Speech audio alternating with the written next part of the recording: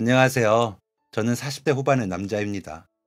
제가 이렇게 누군가에게 사연을 보내게 될 줄은 몰랐는데 막상 쓰려니 어색하고 그러네요.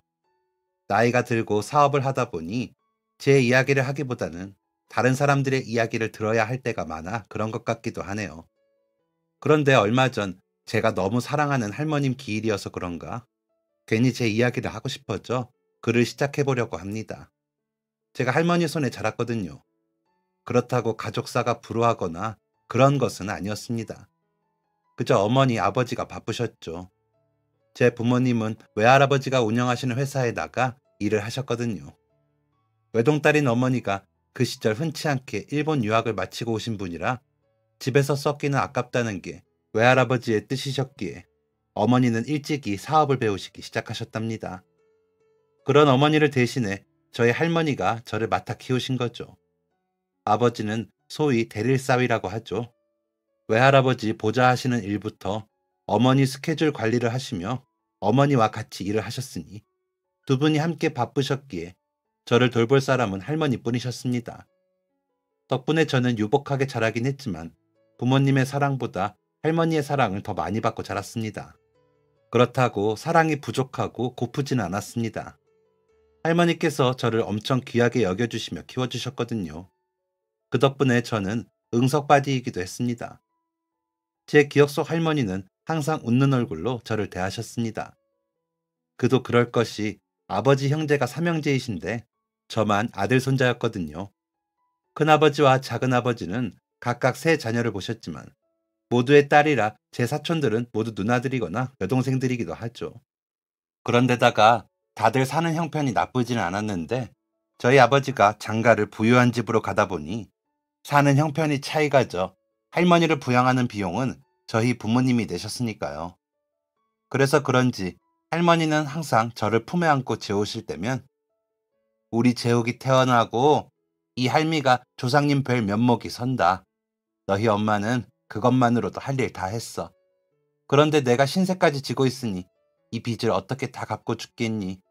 재욱아, 그러니까 아프지 말고 건강히 자라라. 알았지? 라면서 제 머리며 등을 쓸어내리고 쓰다듬어 주시곤 하셨습니다. 그리고는 사촌들 앞에서도 제가 혹시나 기죽을까봐 저부터 챙기시곤 하셨고요. 간식이건 장난감이건 다 저부터 챙기셨죠. 제사가 있는 날에는 큰아버지와 작은아버지네 가족이 다 올 때까지는 특히나 저를 품에 안으시고 큰어머니와 작은어머니께 음식을 맡기시고는 하셨죠.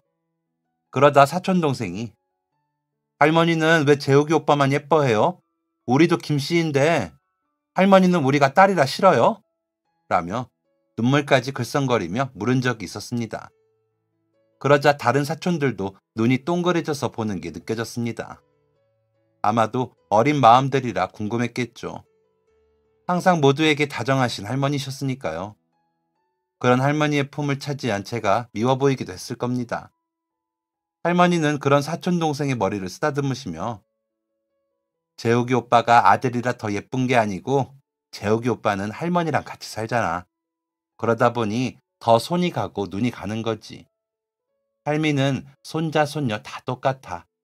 그런데 재욱이 오빠는 이 할미가 제일 좋다는데 너희는 너희 엄마 아빠가 제일 좋다고 하지 않았어? 할미도 할미 제일 좋다는 사람 제일 아껴주는 거지. 라고 하시며 웃으셨습니다. 그때 할머니의 눈빛은 조금 화가 나신 것 같았습니다. 아무래도 어린 동생이 작은 어머니가 하는 이야기를 듣고 그런 말들을 했다고 생각을 하셨나 봐요. 그날 제사를 마치고 작은 어머니를 부엌에서 혼내시는 소리를 들었거든요.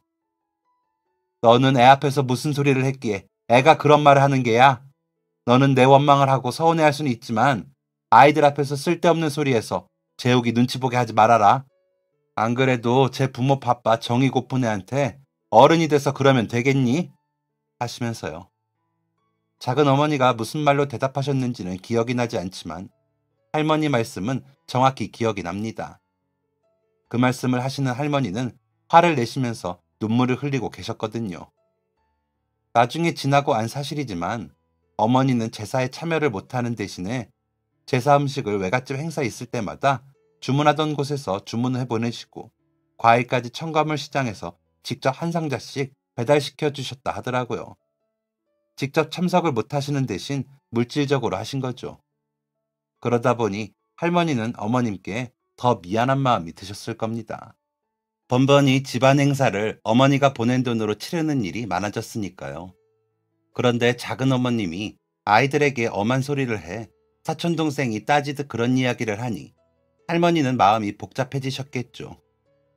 할아버지께서 돌아가시기 전까지만 해도 저희 친가도 어디 가서 아쉬운 소리 할 정도는 아니었다고 들었습니다. 그러다 보니 어머니와 아버지도 비슷한 집안 수준의 사람들끼리 만나 연애를 하셨겠죠. 하지만 큰아버지가 결혼을 하시고 제일 큰 사촌 누나가 태어나던 해에 할아버지는 갑자기 돌아가셨답니다. 너무 급작스러워 장례식장 가는 것도 주변에서 알아봐 주시고 정신없이 장례를 치르고 나니 할아버지가 남기신 유산이라고는 집 한 채뿐이었답니다. 말씀은 안 하셨지만 사업이 점점 어려워지던 중이었고 큰아버지가 장가 보내고 남은 돈이 없으셨던 거죠. 그나마 대기업에 다니던 큰아버지는 제 앞가림을 했지만 대학을 졸업하기 전이었던 작은아버지께서는 자신만 받은 게 없다며 원망이 커 손을 벌리기 일쑤라고 하셨습니다. 그때마다 도움을 준 건 저희 어머니셨고 그러다 보니 아버지는 점점 더 외할아버지와 어머니의 일을 돕는 것을 집중하실 수밖에 없었을 겁니다. 가족이 손을 벌린 만큼 아버지가 메꾸고 싶으셨겠죠. 하지만 아무도 당당하지 못한 만큼 앞에 나서기보다 뒤에서 보조하시는 것에 만족을 하셨을 겁니다. 그런 아버지의 마음을 할머니는 헤아리셨겠죠. 그래서 저를 더 아끼고 귀하게 대하셨을 겁니다. 자신의 아들이 처갓집에서 흠이라도 잡힐까 싶어서요. 그런데 작은 어머니가 생각 없는 말들로 아이들 사이를 가르고 할머니 앞에서 눈물까지 글썽이게 만들었으니 할머니가 얼마나 속상하셨겠습니까? 그런데도 저는 내심 기분이 좋았습니다. 할머니가 저를 아끼고 예뻐하시는 게 그저 좋은 철딱선이었다고 할까요? 할머니는 그날 밤 저를 안고 이 할미는 우리 재욱이만 있으면 돼. 다들 뭐라고 하건 우리 재욱이만 잘 크면 이 할미는 됐다. 라며 속삭이는 걸 듣고 기분 좋게 잠이 들었습니다. 할머니가 눈물을 흘리셔서 훌쩍이셨다는 걸 깨달은 건 그 후로 오래 지나서였지만 그날 밤은 기분 좋게 잤습니다. 그 일이 있고 돌아온 명절엔 작은 아버지네 식구들은 아무도 오지 않았습니다. 작은 아버지도 일이 바쁘다는 전화만 할 뿐 나타나지 않았죠. 할머니는 그래도 모른다며 작은 아버지의 몫의 음식을 챙겨 놓으셨지만 결국 그 음식들은 주인을 찾지 못했습니다. 어머니는 명절에도 바쁘실 때가 많았지만 그때만큼은 연휴 내내 할머니 댁에 같이 계셨습니다. 아버지와 함께 사촌 누나들, 동갑 사촌과 큰아버지가 함께 편을 먹고 윷놀이도 했습니다. 외갓집에는 외할아버지와 일하시는 분들 뿐이라 할 수 있는 놀이가 없었는데 그렇게 명절을 보내니 저는 신이 났습니다. 큰어머니와 어머니는 할머니를 도와 음식을 하시느라 정신이 없으셨지만 간간히 웃음소리가 나고 간식도 많이 내주셔서 좋았던 기억이 납니다. 전에는 왜 이런 명절을 보내지 못했는지 모르겠지만 그때 처음으로 명절 같은 명절을 보냈던 것 같습니다. 아버지와 큰아버지는 중간중간 심각한 얼굴로 이야기를 나누시긴 하셨지만 곧 아무 일도 없던 것처럼 놀이를 가르쳐 주셨습니다. 너무 어려서 어른들이 이야기가 어떤 이야기인지 알 수가 없었지만 뭔가 낯설고 다른 때와 달라 주변을 살폈던 기억이 납니다. 그러는 와중에도 저는 할머니 곁에 가 할머니 무릎에 앉았다가 주변에서 비비적거리기도 하면서 주변을 맴돌았습니다. 그런 저에게 큰어머니가 우리 재욱이가 할머니 바라기구나. 어머니 적적하시진 않겠어요. 손자가 효도 다 하네요. 웃으며 말을 하시자 어머니가 제가 더 살폈어야 하는데 어머님이 너무 잘 봐주셔서 제가 너무 마음을 놓고 있어요. 그런데 재욱이가 이제는 할머니 없이 못 지내니 제가 너무 죄송할 뿐이죠. 일한답시고 너무 밖으로 돌아서 아이에게도 미안하고요. 라며 눈물을 닦으시더라고요. 그때 처음으로 아, 우리 엄마도 나를 사랑하시는구나. 일 때문에 어쩔 수 없이 나와 떨어져 있구나. 라는 생각을 했던 것 같습니다. 저를 아끼고 사랑하는 사람은 할머니뿐이라는 생각을 할 때도 있었거든요. 그런데 어머니가 눈물까지 보이며 그렇게 말씀해 주시니 그간 좀 허전했던 마음이 꽉 차게 느껴졌습니다. 할머니는 그런 어머니께 애미가 애쓰는 거 다 안다. 괜한 소리 마라. 너희 형님도 크게 애쓰고 살지만 너가 여자가 그 힘든 사업한다고 당차게 다닌 것 보면 자랑스럽다. 나는 괜찮으니 걱정 말고 시간 날 때 재욱이랑 시간 많이 보내줘. 또 애들은 부모 품이 필요한 거다. 둘 다 바쁜 거 아는데 그래도 아이들은 부모랑 같이 있기만 해도 좋을 때가 있는 거야.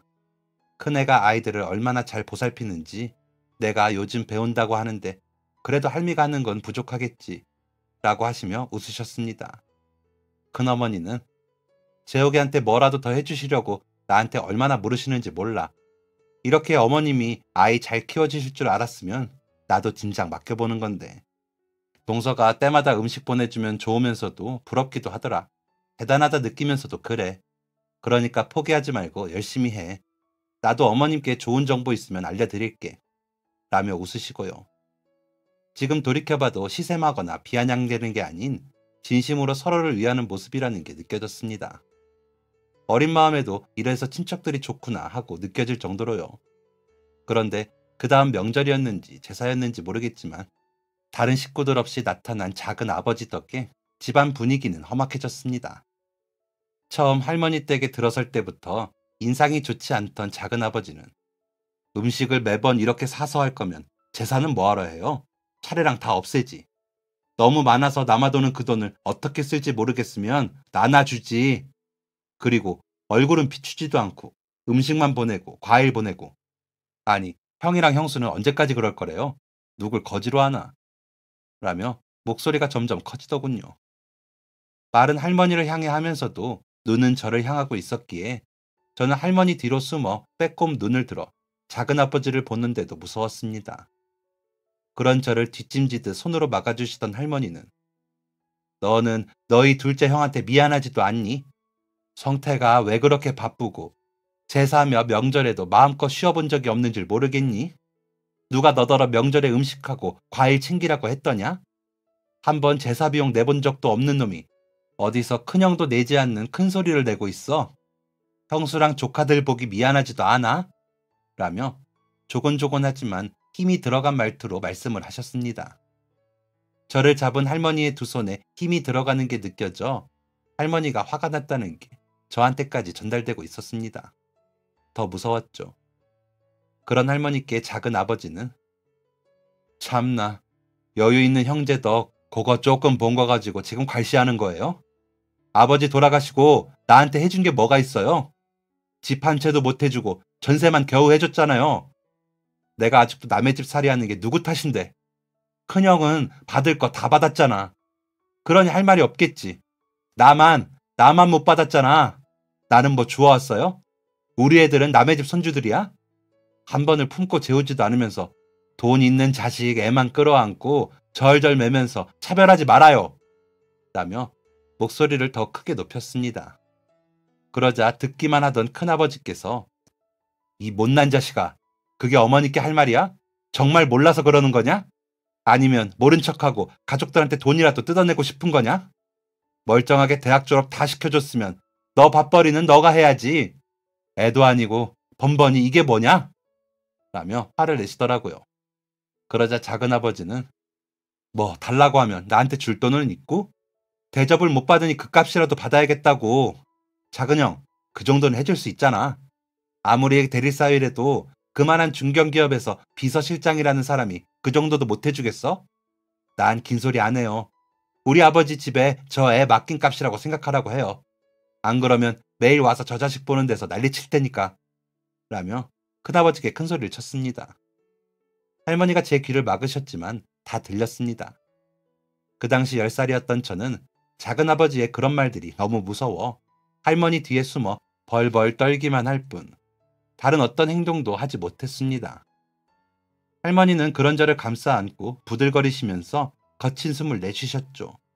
큰아버지는 야, 아무리 형제여도 참아줄 수 있을 정도만 해. 너 더 이상은 안 돼. 혹여 재수씨가 어머니께 죄송해서 해준다고 해도 내가 말릴 거야. 한 가정의 가장이라는 놈이 제 가정 꾸렸으면 알아서 잘 살 일이지. 부모 형제들한테 손 벌리는 것도 모자라 어린 조카를 협박해? 너 이러고도 무사할 줄 알아? 둘째한테도 내가 단단히 이야기할 테니까 괜히 너희 애들 앞세워서 돈 달라고 구걸할 생각 하지도 마. 앞으로는 10원도 줄 수 없어. 라며 일어서 작은아버지의 멱살을 잡고 끌어내셨습니다. 어른들끼리 서로 힘을 주며 싸우는 모습을 처음 본 저로서는 더 겁이 났고 두려웠습니다. 사촌들도 마찬가지였는지 큰어머니 뒤에 숨어 울고 있더라고요. 그 후로 작은아버지는 더 이상 나타나지 않으셨습니다. 어머니와 아버지는 여전히 바쁘셨고 명절이나 제사에 시간을 내시기 힘드셨습니다. 물론 가끔은 시간을 내 함께 하셨습니다. 할머니는 더 이상 작은아버지 몫의 음식을 챙겨놓지 않으셨고 그 누구도 작은아버지 가족에 대해 말하지 않았습니다. 마치 처음부터 작은아버지 가족이 없었던 것처럼 굴었습니다. 나중에 커서 알게 된 사실이지만 큰아버지와 아버지가 얼마의 돈을 해주고 다시는 나타나지 않기로 약속을 받았다고 하더라고요. 큰아버지는 할머니 때문에 그러셨고 아버지는 저 때문에 그렇게 하셨다고 했습니다. 물론 저희 외할아버지께 다시는 저희 친가에 돈을 주지 않는 조건으로 돈을 받아 그 돈을 작은아버지에게 건넨 아버지는 치욕스러워 며칠 동안 잠도 못 주무셨다고 했습니다. 어머니께서는 내가 곁에서 모시지 못하는데 돈으로라도 도움을 드릴 수 있어서 얼마나 다행이야. 좋게 생각하자. 우리 재욱이 저렇게 잘 키워주시는 어머님을 위해 우리가 못할 게 뭐 있어? 라며 아버지를 달래셨지만 아버지 마음은 그게 아니었던지 많이 속상해 하셨다고 들었습니다. 결국 아버지는 어머니와 이혼을 하셨고 어머니는 저를 데려가지 못하셨지만 매달 양육비를 보내셨고 저를 2주에 한 번 만나러 오셨습니다. 저는 어차피 어머니를 자주 보지는 못하고 컸기 때문에 그렇게 속상하지는 않았는데 아버지는 다시 일자리를 구하고 벌이가 전처럼 되지 않자 예민해지셨고 술도 자주 드셨습니다. 아버지의 얼굴을 자주 보게 되니 어느 정도 기대를 했던 제 마음은 오히려 더 상처 입게 되었죠. 그럴수록 저는 할머니를 더 찾고 숨어들었습니다. 할머니만이 제 마음을 알아준다는 생각이 들었죠. 그래서 잠시라도 할머니가 보이지 않으면 불안해 눈물이 났습니다. 안 그래도 소심한 저는 더 소심해졌습니다. 그리고 명절과 제사는 더 이상 즐기기만 하는 날이 되지 못했습니다. 어머니는 이혼과 동시에 보내시던 음식과 과일들을 끊으셨고 큰어머니는 전과는 다르게 인상을 쓰고 부엌에 계셨고 사촌들도 그 곁에서 같이 인상을 쓰고 일을 했습니다. 저와 큰아버지, 아버지는 멀뚱히 그 장면을 보다가 TV를 보거나 잠을 자거나 했습니다. 할머니는 되도록 본인이 해놓고 큰집 식구들을 맞아 하셨는데도 좋지 않은 큰어머니의 표정에 눈치를 보시는 것 같았습니다. 그때는 부엌 일이 힘들어서가 아니라 저희 어머니와 아버지가 이혼을 해서 다 같이 힘들고 속상해하는 줄로만 알았습니다. 할머니가 에휴, 내가 자식 농사를 잘못 지어서 너희 큰어머니가 고생이다. 내가 무슨 죄가 이리 많아 주변 사람들을 고생시키는지 모르겠다. 라고 하셨기에 할머니의 잘못으로 모든 일이 일어난 줄 알았습니다. 그렇다고 할머니를 원망하지는 않았지만 그래도 달라진 풍경들이 낯설고 껄끄러웠습니다. 어머니는 저를 만나러 와서는 한참을 별말 없이 바라만 보다가 가시고는 했습니다. 부모님이 이혼을 하시고 저는 어머니께 이런저런 제 생활에 대해 말하다가 중학생 정도가 되자 저는 입을 닫고 그저 잘 지낸다고만 했습니다. 누가 그러라고 시킨 적은 없지만 그렇게 하는 것이 어머니나 나나 좋을 것 같다는 판단을 한 탓이 있었기에 입단속부터 했습니다. 그렇다고 어머니가 반갑지 않은 것은 아니었습니다. 할머니가 침대에서 자는 것 같은 사이라면 어머니는 소파에서 자는 것 같은 사이였기에 할머니가 아닌 사람들 중 제일 만나고 싶은 사이였습니다. 그래서 엄마가 오겠다고 약속한 날에는 늦게 오는 어머니를 목이 빠져라 기다린 날들도 있었습니다. 그렇게 10년을 지내고 저는 성인이 되었습니다. 어머니께서 보내주신 양육비로 저는 물질적으로 부족한 것 없이 사는 어린 시절을 보냈습니다. 아버지가 벌어오는 돈으로 생활비를 하시면서 전처럼 채울 수 없었기에 힘드셨을 할머니는 끝까지 제 양육비는 쓰시지 않으셨습니다. 제가 고등학생 때는 양육비가 들어오면 저를 다 주시고 아버지께 받은 생활비로만 살림을 사셨습니다. 그런 할머니께 할머니, 나는 지금 주는 용돈 반만 줘도 많아. 나머지는 할머니 생활에 보태서 써. 나 때문에 고생하는데 그 정도도 못 써? 라고 돈을 드리면 단호하게 고개를 가로저으며 내 새끼 내가 기르면서 무슨 힘이 드니? 그런 소리 말아라. 그리고 이제는 생활비 많이 안 들어. 그러니 너까지 신경 쓰지 마라. 라고 하시면서 다시 고개를 숙이셨습니다. 어머니는 그런 제가 혹시나 힘들지 않은지 만날 적마다 물으셔 답하곤 했습니다. 하지만 아버지 몫까지 바빠진 어머니는 가끔 만나는 날을 어기시기는 했지만 거의 2주에 한 번 꼴은 꼬박꼬박 빼놓지 않고 저를 보러 오셨습니다. 오셔서는 귀찮다 싶을 만큼 제 생활이나 힘든 부분에 대해 물으시면서 나는 너희 할머니는 믿어. 오히려 내가 널 키우는 것보다 잘 키우고 계신 것도 알고 내가 살면서 가장 고마운 사람이 너희 할머니야. 그러니 나중에 크면 꼭 할머니께 효도해. 알았지? 라고 하셨습니다. 문제는 저를 데려다 주시면서 마주친 아버지와는 마치 불꽃이 있는 것처럼 싸우셨습니다. 그래서 초등학교 6학년 때쯤 아버지에게 아버지는 엄마가 그렇게 싫어요? 라고 물은 적이 있었습니다. 그러자 아버지께서는 아니 너무 좋아. 함께하고 싶은데 내가 곁에 있으므로 더 힘들게 하는 것 같아서 헤어진 거니까. 너희 엄마는 아빠만 안 만났어도 더 대단한 사람이 되었을 거야. 아빠 만나 고생이 많았지. 라며 쓸쓸한 미소를 보이셨습니다. 같은 질문을 어머니께 했더니 바보 같은 사람이지 않니? 그깟 돈 더 있는 사람이 더 내면 어떻다고. 자존심 내세우며 힘들게 사는 게 속상해서 그러지. 아빠가 안 계셔서 엄마가 많이 힘들거든. 우리 재욱이 아빠인데 어떻게 미워하겠어? 라는 대답을 들었습니다. 결국 서로 아직도 사랑하지만 주변에 의해 헤어진 부모님을 이해하기란 아직 어린 저에게는 힘든 일이었습니다. 그래서 할머니께 할머니, 엄마랑 아빠는 바보 같아요. 아직도 서로 엄청 좋아하는데 얼굴만 보면 싸우고 미워하는 척해요. 그냥 좋으면 좋다고 하면 되는 거 아니에요? 라고 이야기를 하며 울었습니다. 그래도 부모님이 이혼을 하신 건 속상했으니까요. 그런 제 모습을 가만히 보시던 할머니는 너희 엄마랑 아빠가 둘 다 나쁜 사람들이 아니라 그래. 마음을 감추지를 못하겠는데 같이 있어서 서로를 행복하게 못하겠으니 멀리서 바라보는 방법을 선택한 거지. 재욱이 말처럼 서로 좋다고 하면 그만인데 두 사람을 힘들게 하는 사람들이 있다 보니 서로에게 피해를 주지 않으려는 거야. 이 할미 탓이다. 에휴, 이 불쌍한 것들을 어떻게 하면 좋으냐. 우리 재욱이만 소가리를 하는구나. 라며 제 눈물을 닦아주셨습니다. 그때도 그저 막연히 부모님 탓이 아닌 다른 일들이 원인이 되어 두 분이 헤어지신 거구나 하고 말았습니다. 하지만 점점 더 시간이 지나고 보니 어머니는 외할아버지 눈치를 보시느라 아버지는 작은아버지의 말도 안 되는 돈 요구를 못 견뎌 서로를 놓아주셨다는 걸 알게 되었습니다. 그 덕분에 저는 할머니를 붙들고 쓸쓸한 마음을 가슴속에 품은 채 자라야 했던 것이었습니다. 사춘기 때는 그런 사실에 화가 나기도 했습니다. 더 이상 만나지도 않는 외할아버지와 작은아버지에 대한 적개심과 분노가 일기도 했죠. 찾아가 따져볼까도 싶었지만 저는 그러지 못했습니다. 할머니가 슬퍼하실 생각을 하니 감히 함부로 그런 행동도 못하겠더라고요. 그래서 할머니께 좋은 손자가 되려고 부단히 노력했습니다. 공부도 열심히 했고요. 할머니가 기뻐하시는 모습을 보고 싶었거든요. 그래서 공부건 운동이건 닥치는 대로 열심히 했습니다. 오로지 할머니가 바라시는 좋은 대학에 입학하겠다는 다짐뿐이었습니다. 그리고 보여주고 싶었습니다. 외할아버지와 작은아버지한테요. 그들이 고려하지도 않고 멋대로 굴었지만 나는 잘됐다는 것을요. 그래서 목표 대학에 입학하기 위해 열심히 공부했습니다.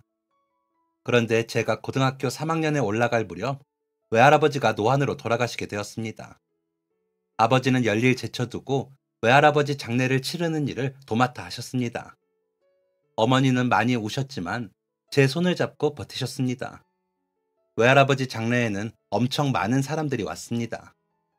모두들 어머니께 애통한 마음을 전하고 돌아섰지만 진심으로 위로하는 사람은 없어 보였습니다. 오직 단 한 사람. 아버지만이 어머니를 진심으로 위하고 있다는 게 어린 제 눈에도 보이더라고요. 그렇게 어머니와 아버지는 외할아버지 장례를 계기로 자주 만나시더니 아버지는 다시 어머니 회사에서 일을 하시게 되었습니다. 할머니는 너무 좋아하시면서도 너희 형이랑 형수에게는 말하지 마라. 다시 합친 것도 아니고 괜히 오해 사기 쉽다. 재건이 기회라도 들어가면 또 난리칠 수 있으니 한동안 말하지 말거라. 라고 아버지께 당부를 하셨습니다. 제게는 그래도 엄마랑 아빠가 다시 일이라도 같이 해서 다행이다. 엄마가 많이 허전할 게야. 할아버지가 안 계셔서 연락 자주 해. 라고 부탁하셨고요. 그런 할머니가 저는 너무 좋았습니다. 그러다 제가 대학에 합격하고는 아버지와 어머니는 본격적으로 재결합을 하셨고 큰아버지와 큰어머니, 사촌들, 할머니와 저를 불러 식사를 대접하시며 두 분이 다시 함께 사시기로 하셨음을 알리셨습니다. 모두가 진심으로 축하했습니다. 분위기가 좋았죠. 그런데 그날 밤 할머니께서 저에게 재호가 그러지 말고 이제는 엄마랑 아빠랑 같이 가서 사는 건 어떠니? 이제 너희 세 식구 모여 살아봐야지 라고 하시는 겁니다. 그런데 저는 그러고 싶지 않았습니다. 분명 부모님께서 같이 지내시는 건 좋았지만 할머니를 혼자 두고 부모님과 함께 지내고 싶지 않았거든요. 그래서 엄마랑 아빠 다시 신혼생활 좀 하라고 하죠. 저는 할머니랑 살래요. 그게 좋아. 라며 웃었습니다. 그런 저를 보시던 할머니는 아이고 내 새끼 생각 깊은 것 좀 봐. 명문대 학생이라 확실히 다르네. 그래. 이 할미 생각해서 너가 못 가는 거 다 알아. 괜히 참지 말고 엄마랑 살고 싶으면 이야기해. 라고 하셨지만 저는 그럴 생각이 없었습니다. 제게는 가족이라고 하면 떠오르는 사람이 할머니뿐이었으니까요. 그렇게 할머니와 단둘이 서로 아껴가며 살았습니다. 하지만 군대라는 곳에 가야 했기 때문에 할머니와 저는 잠시 이별을 할 수밖에 없었습니다.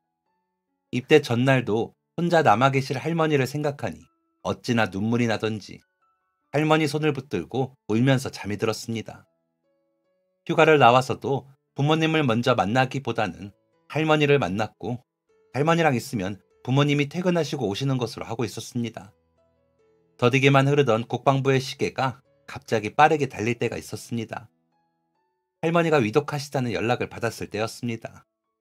상병을 막 달았을 때였는데 혹한기 훈련이 끝나고 내무반으로 돌아와 보니 할머니가 갑자기 쓰러지셨는데 위독하시다는 겁니다.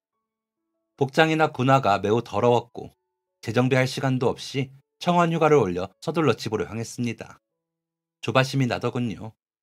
하지만 군인이라는 신분은 함부로 감정 표현을 할 수도 없어 부대 앞에서 버스를 탈 때 넘치듯 흐르려는 눈물을 참아가며 차를 기다렸습니다.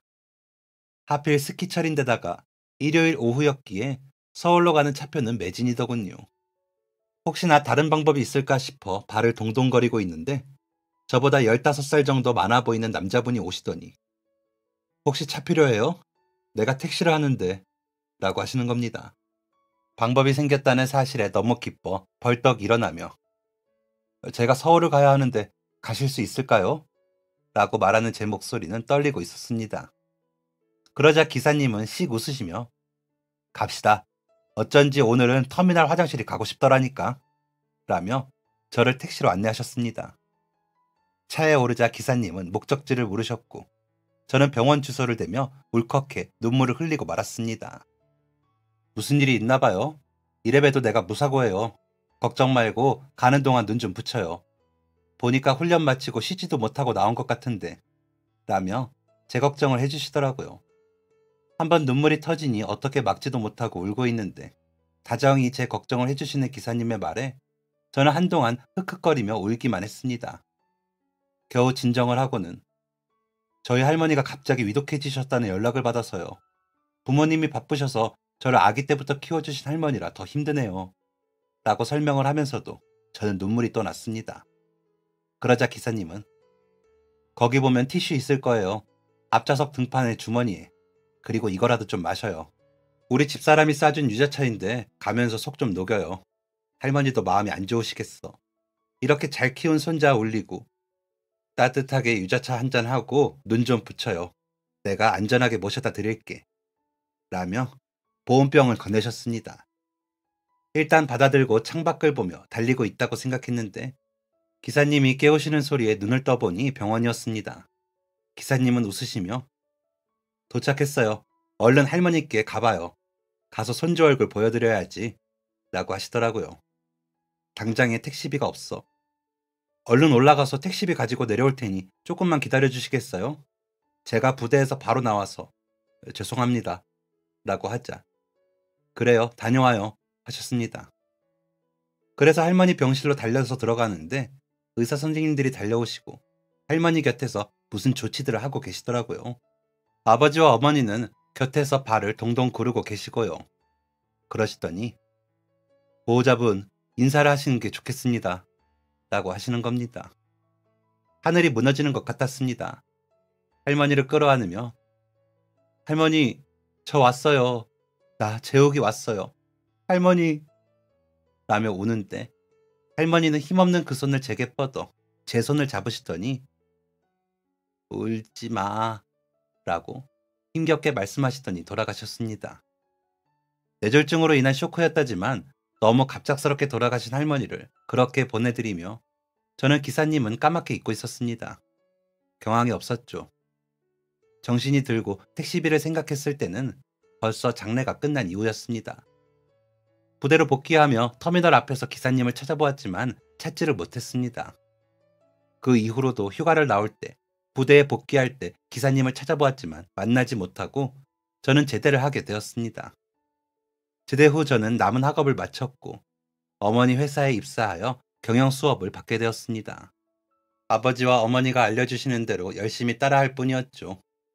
마음속으로 할머니가 계셨으면 좋아하셨을 건데 라는 생각을 하며 열심히 배웠습니다. 경영 수업이 어느 정도 끝나자 저는 선을 보고 결혼을 하였습니다.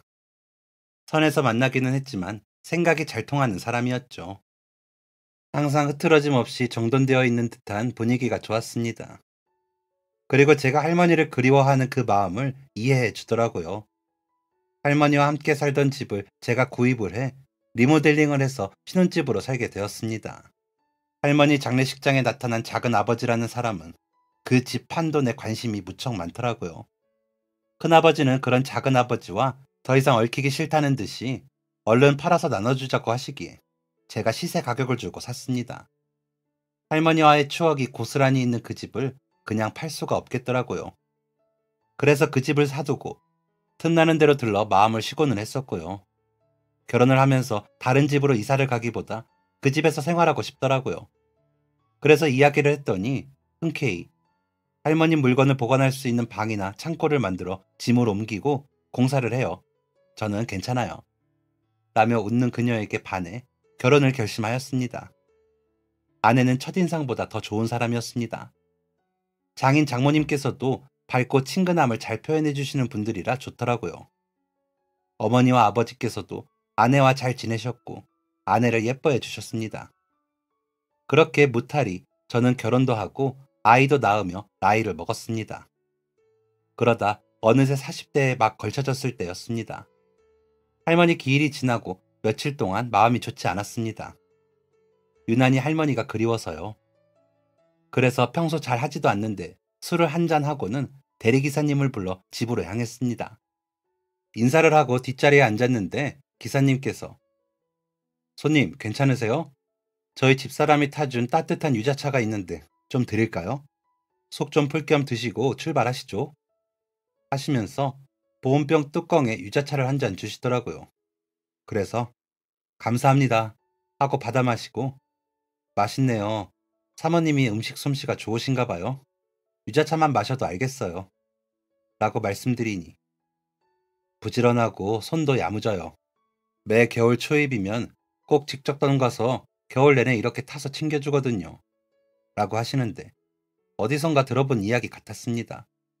그래서 혹시 기사님 전에 간성에서 택시 안 하셨습니까? 하고 물으니 어이쿠 어떻게 하셨습니까? 혹시 군 생활을 거기서 하셨나요? 그럼 제 택시 한 번은 타셨겠네요. 라며 반가워하시는 겁니다. 저 모르시겠어요? 그때 할머니 병원에 데려다 주셨던 이라고 하자 차 안쪽 룸미러 거울 넘어 저를 보시는 것 같더라고요. 그러시더니 그 상병님이신가요? 어휴, 못 알아보겠습니다. 반갑습니다. 라며 웃으시더라고요. 제가 기사님을 얼마나 찾았는지 아십니까? 그때 택시비를 못 드려서 라는데 목소리가 떨리고 눈물이 났습니다. 그러자 기사님은 허허 웃으시더니 그때 무슨 경황이 있어서 택시비까지 챙깁니까? 제가 조의금 했다고 생각했죠. 어린 마음에 할머님 보내드려야 할 것 같은데 얼마나 속상할까 싶어 그냥 갔습니다. 라고 하시더라고요. 그때 너무 감사했습니다. 기사님이 아니셨다면 할머니와 마지막 인사도 못하고 보내드릴 뻔했어요. 라고 말씀을 드리자 다행이네요 하시는데 눈물이 나 눈물을 닦았습니다. 제가 말을 못 잇고 있자 여전히 마음이 여리시네요. 그때 땀에 옷에 묻은 흙먼지에 군화에 붙은 진흙을 보니 급한 일이구나 싶었어요. 발을 동동 구르는 게 표는 없는 것 같지. 그래서 내가 말을 붙였죠. 나도 군대에 있을 때 아버지가 돌아가셨거든요. 병원으로 가는 내내 기도했어요. 상병님 얼굴 꼭 보고 가시라고. 그래도 보셨다니 좋네요. 라며 웃으시더라고요. 그러다 문득 왜 대리기사님을 하시지 싶어. 그런데 택시는 어쩌시고? 라고 하니 아, 개인 택시 면허를 팔았어요. 돈이 급해서. 그래서 먹고 살려고 서울 와서 이렇게 대리합니다. 라고 하시기에 무슨 일인지 여쭤봐도 돼요? 라고 하니 무슨 일은 아니고 동생이 아팠어요. 백혈병이라 병원비가 많이 드는데 아무리 벌어서 병원비를 갚아도 감당이 안 되더라고요. 그래서 일단 큰돈 되는 것부터 정리하자 싶어서 그렇게 했죠. 이제 많이 메꿨어요. 동생도 골수이식 받아서 살았고 열심히 살면 그래도 사라지더라고요. 라며 웃으시는데 존경심이 올라왔습니다. 그러다 문득 회사 셔틀 기사님 자리가 빈 게 생각이 나더라고요. 하지만 그 자리에서 말씀드릴 건 아닌 것 같아. 기사님, 명함 있으면 주실래요?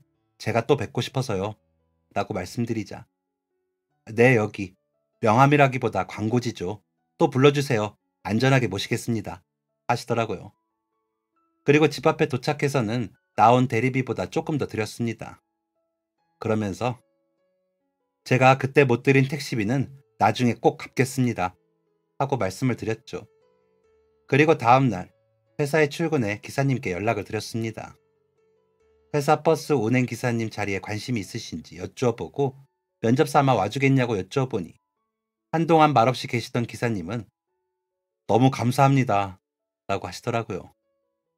이력서를 써오시라고 하고는 계약서를 준비했습니다. 그리고 계약금은 3천만 원이라고 적었죠. 드리지 못한 택시비에 꽤나 많은 이자를 붙여 계약금을 드리고 싶은데 저도 그 정도가 최선이더라고요. 물론 제 사비로 드리는 거였습니다. 기사님이 오셨기에 하셔야 할 일에 대해 말씀드리고 계약서에 사인을 받고 계약금을 드리니 놀라시며 이 돈은 뭡니까? 라고 하시기에 지금까지 기다려주신 택시비입니다. 제게는 은인이세요. 보시면 알겠지만 저 그 정도는 할 수 있습니다. 제발 받아주세요. 라고 말씀을 드렸습니다. 그러자 기사님께서는 고개를 푹 숙이고 우시면서 안 그래도 집 이사를 좀 해야 하는데 집사람이 돈이 모자라다고 하더라고요. 이렇게 도와주시니 제가 라며 어쩔 줄 몰라 하셨습니다. 그래서 도움이 되었다니 다행입니다. 이제야 마음이 좀 가볍네요. 앞으로 우리 잘해보아요. 라고 말씀을 드리고 다음 날부터 지금까지 함께 일하고 있습니다. 아내에게 말했더니 기사님 가족을 초대해 같이 식사도 하자고 해서 그렇게 하고 종종 자리를 마련하고 있습니다. 부모님도 기사님이 너무 성실하시다며 좋아하시고요. 기사님 덕분에 직원들 출퇴근길이 안전하고 좋아진 것 같아 제가 덕을 보는 느낌입니다. 그런데도 회사에 굳은 일이 있으면 다 찾아서 해주시는 기사님을 보면서 성실에 대해 다시 한번 배우고 있습니다. 작은아버지도 저렇게 성실하셨다면 할머니가 속 좀 덜 썩다가 돌아가셨을 텐데 하는 생각도 들고요. 요즘도 여전히 돈 이야기하고 다니신다기에 아버지가 자리 하나 제안하셨더니 끝까지 일 시키겠다고? 와, 있는 놈들이 더하다. 라며 제안을 거절하셨다고 들어 더 그런 생각이 듭니다. 성실하고 선량하게 살아야 할 사람이 그러지 못하면 인생이 얼마나 고달퍼지는지도 알겠더라고요. 그래서 저는 기사님이 더 좋은가 봅니다. 앞으로도 건강관리 잘하셔서 계속 같이 일할 수 있으면 좋겠습니다. 오래오래요. 여러분들도 선량한 마음과 성실함을 잃지 마시는 일상을 가지시길 바랍니다. 저도 더 열심히 살겠습니다. 그래야 할머니가 좋아하실 것 같아요. 부끄럽지 않게 살도록 더 노력하려고요. 지금까지 사연 들어주셔서 감사합니다. 사연이 재밌으셨다면 구독과 좋아요를 눌러주세요. 감사합니다. 안녕히 계세요.